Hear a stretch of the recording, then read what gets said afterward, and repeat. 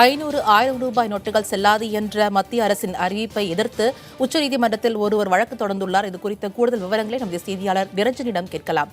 நிரஞ்சன், இந்த வழக்கை யார் தொடுத்துள்ளார்? இந்த வழக்கில் என்னென்ன அம்சங்கள் எல்லாம் அவர் இடம்பெற்று அதற்கு எதிர்ப்பு தெரிவித்துள்ளார்?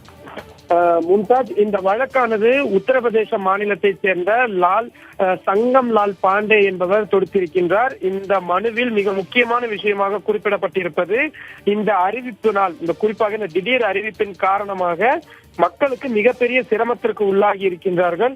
உத்தரப்பிரதேசத்தில் நிறைய இடங்களில் திருமணங்கள் நிச்சயிக்கப்பட்டு திருமணங்கள் ஏற்பாடுகள் செய்யப்பட்டு அதற்கான வேலைகள் முடியாமல் இருக்கின்றது. பொதுமக்கள் அத்தியாவசிய தேவைக்கு கூட மிகப்பெரிய சிரமத்திற்கு உள்ளாகி இருக்கின்றார்கள்.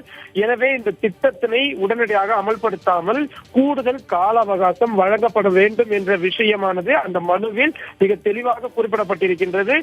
காலையிலிருந்தே உச்சநீதிமன்றத்தில் இந்த திட்டத்திற்கு எதிராக மனு தாக்கல் செய்யப்படும் என்று எதிர்பார்க்கப்பட்டிருந்த நிலையில் தற்பொழுது கடைசி நேரத்தில் அவர் தற்பொழுது மனு தாக்கல் செய்திருக்கின்றார். தற்பொழுதுதான் அவர் ரிஜிஸ்ட்ரியில் தற்பொழுது அந்த மனுவை தாக்கல் செய்திருக்கின்றார். நாளைய தினம் உச்சநீதிமன்ற நீதிபதிகள் முன்னதாக இந்த வழக்கினை உடனடியாக அவசர வழக்காக எடுத்து விசாரிக்கப்பட வேண்டும் என்ற கோரிக்கையை முன்வைப்பார் என்றும் எதிர்பார்க்கப்படுகின்றது.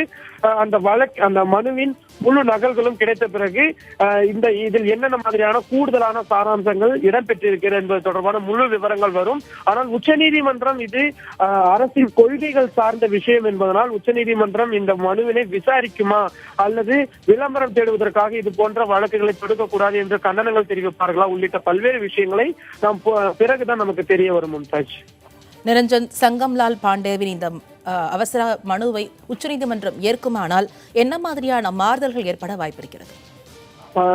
நிச்சயமாக, அதாவது இந்த ஒரு திட்டத்தினை நீங்கள் அறிவித்திருக்கின்றீர்கள், என்ன மாதிரியான முன்னெச்சரிக்கை நடவடிக்கைகள் எடுத்தீர்கள், பொதுமக்களுக்கு என்ன மாதிரியான சிரமங்கள் ஏற்பட்டிருக்கின்றது என்பது தொடர்பான விளக்கங்களை மத்திய அரசிடமிருந்து அவர்கள் கோரலாம். அதே போல மாநில அரசுகளையும் இந்த விஷயத்தில் கருத்துக்களை கூறுமாறு படிக்கலாம். ஏனென்றால் ஒவ்வொரு மாநிலத்திலும் பல்வேறு சிரமங்கள் ஏற்படும் பொழுது அந்தந்த மாநில அரசுகள் தான் சட்ட ஒழுங்கு பிரச்சனையாகட்டும் சரி, போக்குவரத்து உள்ளிட்ட அனைத்து விஷயங்களையும் அந்தந்த மாநில அரசுகள் தான் பார்க்க வேண்டியிருக்கும் என்பதன் காரணமாக இதற்கு எதிர்ப்பு தெரிவிக்கின்ற மாநிலங்களின் கருத்துக்களையும் அவர்கள் கேட்டறிவதற்கான வாய்ப்புகள் இருக்கின்றன. அது மட்டுமில்லாமல் இந்த விஷயம் எப்பொழுது சரி செய்யப்படும், தற்பொழுது இருக்கக்கூடிய இந்த இடையூறுகள் சிரமங்கள் அனைத்தும் எப்பொழுது போக்கப்படும், இதனால் என்னென்ன மாதிரியான பாதிப்புகள் ஏற்பட்டுகிறது உள்ளிட்ட பல்வேறு விவரங்களை முழுமையாக தருமாறு அறிக்கை கோரலாம்.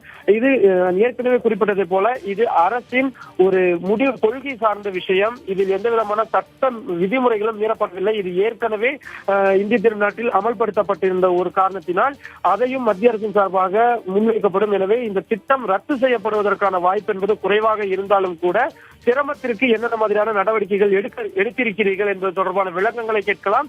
அல்லது இந்த மாதிரியான விஷயங்களை கையாளுங்கள் என்று உச்சநீதிமன்றம் மத்திய அரசுக்கு பல்வேறு அறிவுரைகளை வழங்குவதற்கான சாத்தியக்கூறுகளும் மிக அதிகமாக இருக்கிறது. ஆனால் இந்த வழக்கு, இந்த மனுவானது விசாரணைக்கு ஏற்றுக்கொள்ளப்படுமா என்பதுதான் தற்பொழுது ஒரு மிகப்பெரிய கேள்விக்குறியாக இருக்கிறது. மும்தாஜ், இது குறித்த கூடுதல் தகவல்கள் வழங்கியமைக்கு நன்றி நிரஞ்சன். தொடர்ந்து வரும் செய்திகளை ஒரு சிறிய இடைவெளிக்கு பிறகு பார்க்கலாம்.